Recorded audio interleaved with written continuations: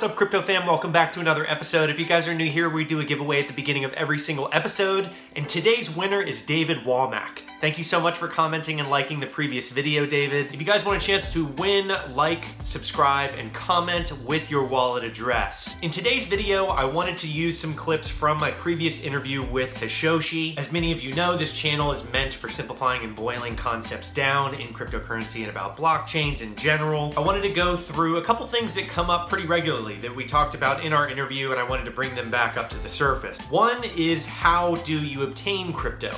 You obtain it through three different ways currently. You can buy it on an exchange, you can mine it using hardware, or you can earn it using programs like AC3. Keeping those three methods in mind when we're going through the next piece of content here, it's important to know that getting this industry to 1 billion people is going to be through those channels. Me and Hashoshi talked about a lot of really great topics, and the ones that I wanted to highlight today are about how the next billion people are going to come in, as well as some of the criticism of the space and just revolutionary concepts in general. So let's dive into the interview with Hashoshi part 2. What your background is and what spurred you to start your channel, and what are some of the cool things you're working on right now? Yeah, great question. So my background is I got my degree in economics and then went into finance. I started a peer-to-peer lending company to finance students to learn programming because I went through a program to learn the basics of programming in 2013. And it got acquired by one of the founders of PayPal in 2015. And after that, I went just headfirst into crypto and just really focused in on my learnings from when I first bought Bitcoin in 2013. And I was figuring out, like, okay, how can I best help the space, coming from my background in economics and finance and learning about Bitcoin in 2013? How can I apply this to, the rest of the world? Like, how can I fill a hole and provide some value? So that was when I started creating content around just simplifying, not necessarily complex to the point where I can't even understand it, but just basic core fundamentals that are going to help people come into the space feeling a little bit more confident. So that was when I started creating content, and I figured that video was one of the best mediums to reach. And I've grown the community over the past few years, and it's been a lot of fun. I mean, talking to all these project founders about exciting things that they're working on. And I've had my hand in a couple of really exciting projects for content creators.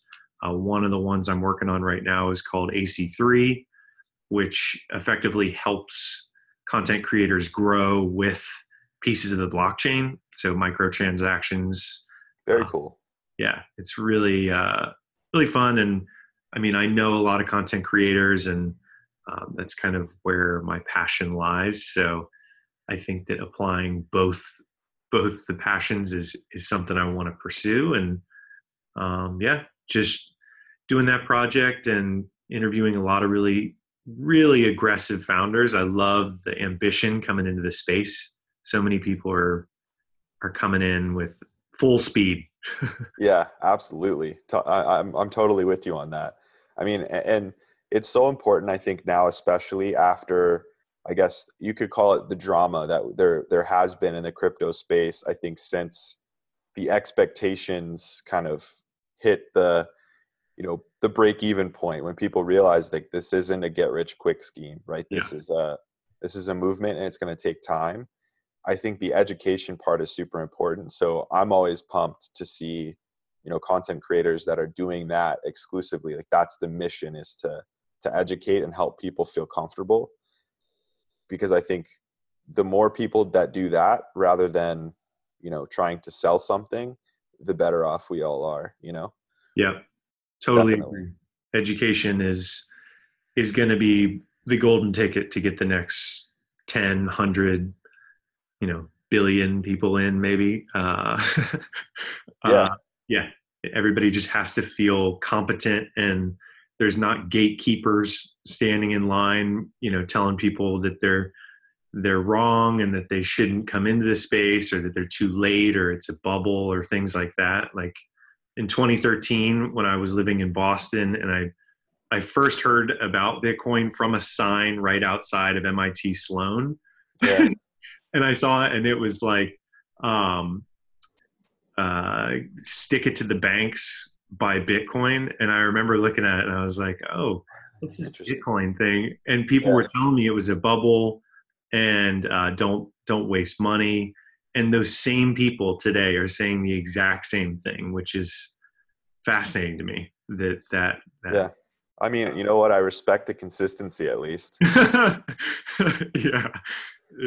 I mean, and that's another question that I have for you is when, you know, especially as a content creator, someone who's been in this space for a while, you know I have my opinions, but what do you do when you have those people that try and kind of not target you, but maybe target the movement that we're a part of? And what do you say? What is your answer to someone that says this is a bubble and this is not going to do anything for the world, right? That this is irrelevant. What do you think? I have a few links that I've sent regularly, and the majority of the time I send links to content from the early 90s about the internet. Yeah. And it's usually the same questions, the same critiques about people that are challenging the internet, saying no one will ever send a payment across the internet. No one will ever, send information from one person to another using the internet, or no one will ever watch a video using the internet. Like that's not a proper way to do things. Mm-hmm. And it's almost verbatim. If you put them next to each other, the critics that are talking about blockchain in general and cryptocurrencies, they really struggle with saying the exact same thing. It's almost as if they're watching those videos and then watching these videos. Yeah. But it's very telling.